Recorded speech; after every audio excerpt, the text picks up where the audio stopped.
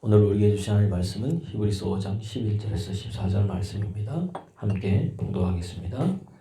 멜기세덱에 관하여는 우리가 할 말이 많으나 너희가 듣는 것이 두나무로 설명하기 어려우니라.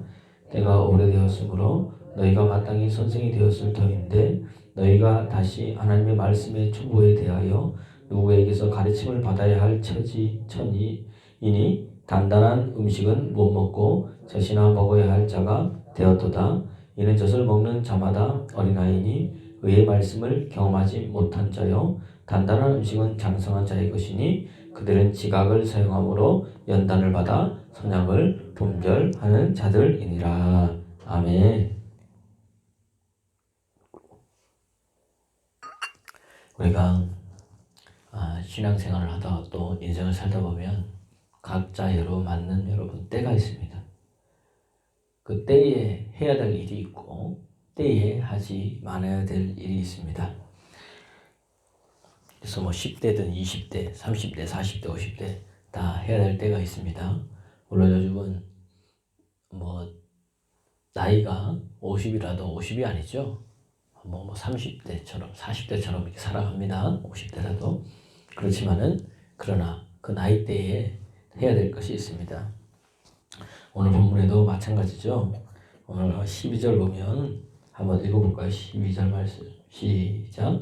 때가 오래되었으므로 너희가 마땅히 선생이 되었을 터인데 너희가 다 하나님의 말씀에 초보가 대하여 누구에게서 가르침을 받아야 할 처지이니 단단한 음식은 못 먹고 젖이나 먹어야 할 자가 되었도다. 이게 나오죠. 때가 나옵니다. 이게 때가 오래되었다. 때.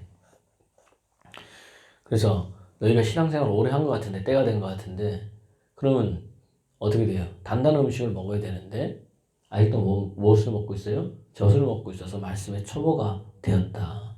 다시 배워야 된다. 이렇게 얘기를 합니다. 자, 쉽게 얘기하면 이겁니다. 여러분, 어떤 일이 좋은 일입니까? 어떤 일이 나쁜 일입니까? 우리가 보면은 때에 따라 그게 또 다릅니다.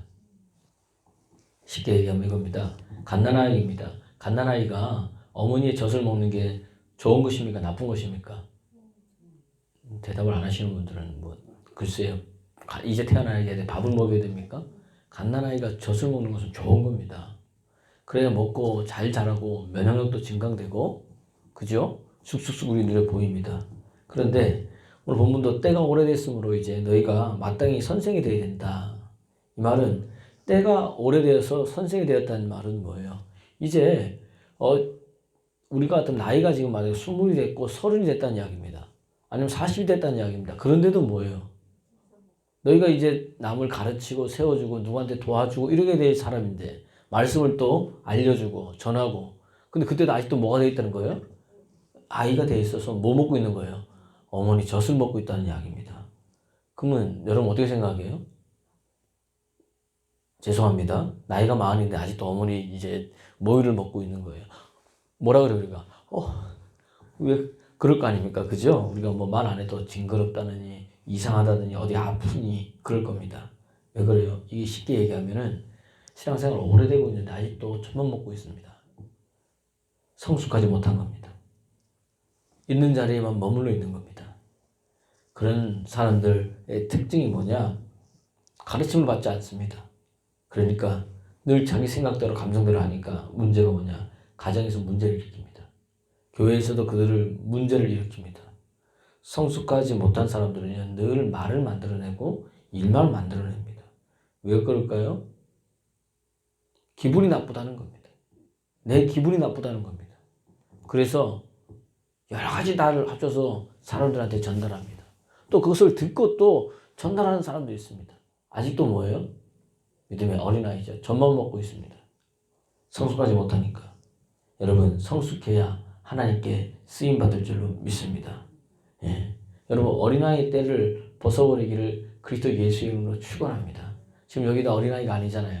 근데 맨날 담임 목사가 뭐예요? 모유 타가지고 그냥 우유 먹이고 있고 분유 먹이고 있어 보십시오. 여러분 그러면 남들이 가서 아마 경악을 할 겁니다. 근데 신앙인들 중에 이런 사람이 많이 있습니다. 성숙하지 못하면 어떻게 되냐? 하나님 나라에 방해가 됩니다. 그게 오래 다녀도 상관이 없습니다. 직분은요. 그래서 오래 다녔다고 나이가 많이 먹었다고 주는 게 아닙니다. 저 사람이 하나님의 사명을 감당하고 주의 일을 잘 이런 사람을 뽑아야 되는 거죠. 그래서 뭐예요? 사명을 감당할 수 있게. 안 그러면 어떻게 돼요? 자리만 있다가 나중에는 문제를 일으키고 힘들면 어떻게 돼요? 바로 내려놓고 뭐예요? 못한다 그러고 넘어진다는 이야기입니다. 그럼 어떻게 하면은 목사님 성숙한 믿음으로 살아갑니까? 때에 맞게 이렇게 할 수 있습니까? 그래서 여러분 하나님의 말씀을 잘 듣는 겁니다. 히브리서 오늘 보면 5장 11절 한번 보세요. 5장 11절 시작. 멜기세덱에 관하여는 우리가 할 말이 많으나 너희가 듣는 것이 뭐함으로 둔함으로 설명하기 어려우니라. 여러분 멜기세덱이 누구예요? 네. 이 멜기세덱이 아브라함이 나중에 구약성경에 나오죠. 이제 뭐 전쟁에서 이제 나와서 승리하고 난 이후에 그에게 먼저 처음에 11절을 드리고 그가 축복했어요. 이 사람이 누구냐? 막 그러니까 히브리서에서 뭐예요? 쭉 가니까 이 멜기세덱에 대해서 이야기를 하면서 멜기세덱의 반차를 따라 나오신 분이 누구다? 대제사장인데 그분이 예수 그리스도다. 이렇게 얘기를 하면서 이제 막 나옵니다. 그래서 아무리 설명해 줬어요. 그런데 쉽게 얘기하면 오늘 근데 뭐예요? 듣는 것이 뭐함으로? 둔함으로 해석하기 어렵다는 거예요. 이 말은 뭡니까? 말해도 들으려고 하는 거예요? 듣지 않는 거예요? 들으려고 하지 않는다는 이야기입니다. 여기도 둔하다. 이것은 원문으로 뭐냐? 게으르다는 뜻이에요. 듣는 것이 게으름으로. 다시 말하면 말씀 듣는 게 뭐합니까? 게으르다는 이야기입니다. 건성으로 듣습니다. 이렇게 있어도 뭐예요? 머리는 뭐죠? 딴 생각하고 있다는 이야기입니다. 안 듣는다는 이야기입니다. 설교 시간에 뭐예요? 졸고 막 그러면서 뭐죠? 딴 이야기하고. 그러니까 신앙생활 10년에도 20년에도 직분은 집사고 권사인데 성숙한 신앙생활을 할 수 없다는 이야기입니다. 마태복음 13장 또 누가복음도 마찬가지고요. 마가복음에도 씨 뿌리는 비유가 나왔다는 이야기입니다. 씨 뿌리는 비유를 보세요. 어떤 것은 길가, 돌짝, 가시밭, 좋은 밭, 오토밭에 떨어졌습니다. 그럼 길가밭에 떨어진 씨, 돌짝밭에 떨어진 씨, 가시밭에 떨어진 씨, 옥토밭, 좋은 밭에 떨어진 씨, 다 틀립니까? 똑같습니까? 똑같은 씨예요. 똑같은 씨라는 이야기입니다. 근데 잘 되는 밭에 더 좋은 씨가 뿌려진 게 아니라는 이야기예요. 보세요. 씨는 어디에 떨어지느냐에 따라 다르다는 이야기입니다. 똑같은 씨가 떨어져도 어떤 사람은 열매를 맺고 어떤 사람은 열매를 거두지 못한다는 이야기입니다. 결국 씨는 문제가 없는 거예요. 그죠? 이 밭인데 밭은 뭐예요? 그러면? 이게 주님께서 말하는 게 길가, 돌짝, 가시, 옥토 밭은 뭐예요? 뭘 말하는 그렇죠. 우리의 마음의 상태를 이야기한다는 이야기입니다.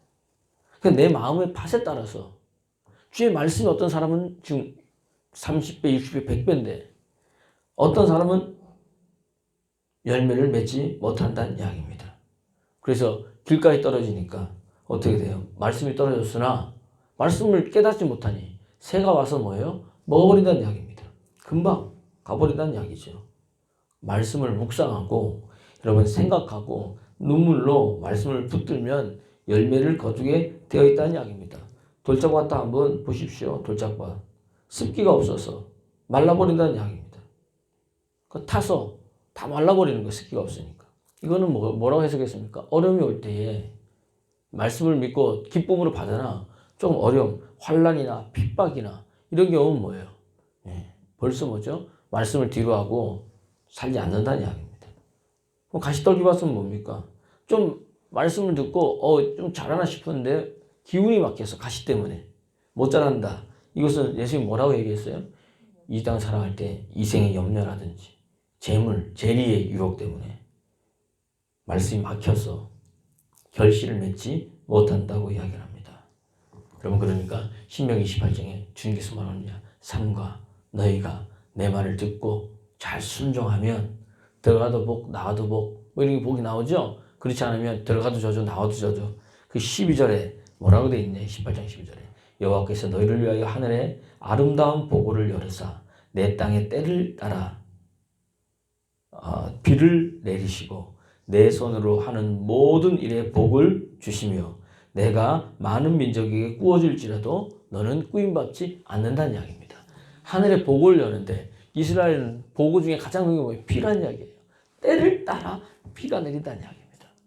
적절하게. 그리고 내 손으로 하는 모든 것에 뭐 하나님께 축복 준다는 거예요. 수고하고 열심히 일했는데도 돌아보니까 하나도 남는 게 없는 사람이 있습니다. 근데 내가 수고한 대로 복을 준다는 이야기입니다. 너는 꾸어준다는 거예요. 그러니까 우리가 생각할 때는 어렸을 때는 야 내가 열심히 일했는데 일한 만큼 돈을 받는 건 당연하지 생각했는데 여러분 나이가 드니까 보십시오. 일한 만큼 돈 받은 것 같은데 돌아보니까 없고요. 어떨 때는 일은 열심히 했는데 뭐예요? 거기에 비해서 수고는 너무나 작을 때가 많이 있다는 이야기입니다. 그죠? 그러니까 일한 만큼만 받아도 네 손으로 수고한 대로 복만 받아도 너는 꾸어주는 인생이 된다는 이야기입니다. 꾸임받는 인생이 안 된다고 주님께서 말씀합니다. 이게 축복이라는 거예요. 오늘 여러분의 귀가 열리기를 그리스도 예수의 이름으로 축원합니다. 그래서 시편 기자는요. 하나님의 말씀이 어찌 그리 달지요. 꿀과 성이 꿀보다 더 답니다. 그러니까 우리 교회 어떤 분 샤우팅 하는데 벌써 뭐 너무나 많이 한 거예요. 하나님의 말씀이 다니까. 가서 또 어떤 분은 쓰고 어떤 분은 말씀을 읽으니까 뭐 다른 생각이 안 된다 그러고 그러면서 왜요? 계속 하다 보면 말씀이 너무 단 거예요. 말씀 있는 게 너무 좋은 거예요. 말씀을 또 이게 말하는 게 너무 좋은 거예요. 그대로 사는 게 너무 행복한 겁니다. 은혜를 알거든요. 그래야 여러분 성숙이 있는 줄로 믿습니다. 그러니까 다른 거 많이 보지 말고 드라마, 영화 좋죠. 여러분 열심히 보십시오. 그러나 그만큼 말씀 보면 삶의 기적이 일어날 줄로 믿습니다.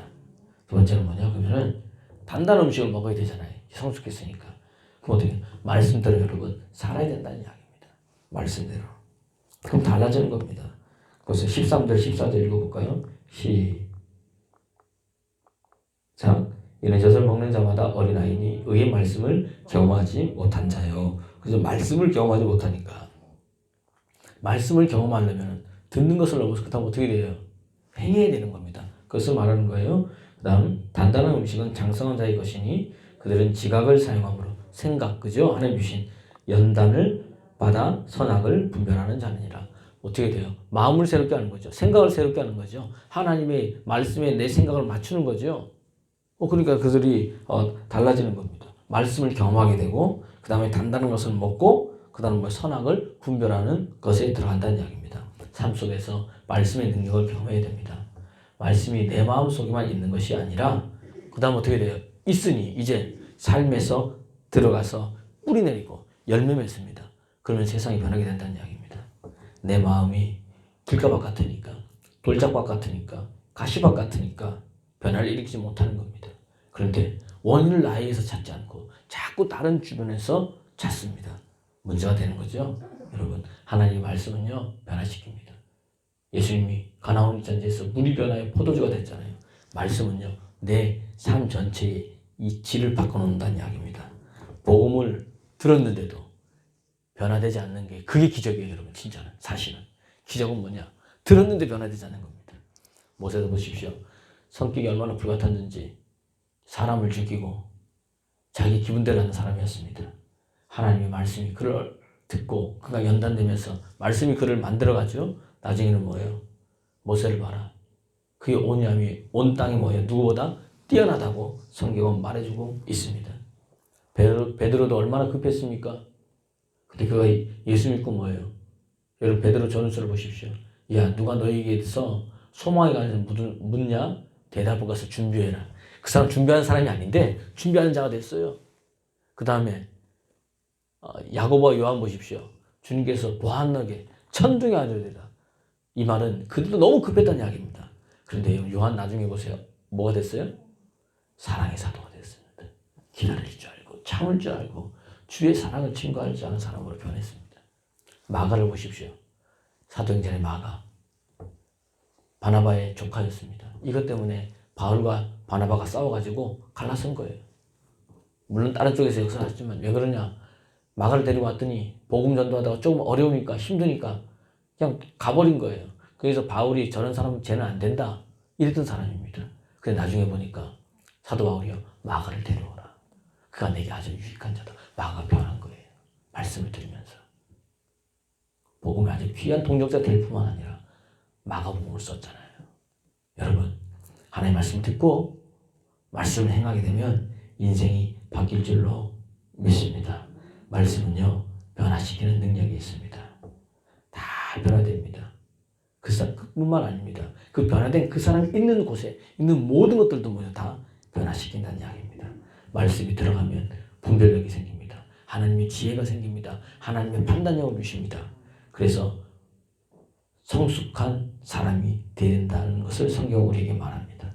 그래서 말씀을 제대로 알면 이단이요 판치지 못합니다. 사람들이 어떤 말을 내게 들려대도 흔들리지 않는다는 이야기입니다. 어린아이와 어른의 차이는 많이 있겠지만 어른이 해야 될 말이 있고 어른이 해야 될 행동이 있습니다. 그것을 분별하는 겁니다. 어린아이는 뭐예요? 자기가 하고 싶은 대로, 자기가 말하고 싶은 대로, 자기가 행하고 싶은 대로 합니다. 그러나 어른은 뭐예요? 때와 장소를 가려서 해야 될 말과 하지 말아야 될 행동을 다 뭐예요? 할 줄 아는 사람들입니다. 이게 성숙한 사람입니다. 그리스도인도 마찬가지라는 이야기입니다. 여러분 다른 게 없습니다. 이 새벽에 그럼 여러분 뿌리를 말씀에 내리십시오. 그럼 시냇가에 심은 나무가 시절을 쫓아 과실을 맺으며 잎사귀가 마르지 아니한 같이 그 행사가 다 형통할 줄로 믿습니다. 그렇게 되면 이것이 사단으로부터 온 건지 이게 하나님으로부터 온 건지 분별할 수 있다는 이야기입니다. 그리고 이것이 살리는 것인지 내가 말하는 게 내가 행동하는 게 죽이는 것인지 분별하게 된다는 이야기입니다. 오늘 이 새벽에 그것을 알아서 여러분 새벽에 나온 여러분들은 믿음의 장성한 자, 성숙한 자가 되어서 선악을 분별하면서 생명을 살리는 그런 믿음의 사람 되기를 그리스도 예수 이름으로 축원합니다.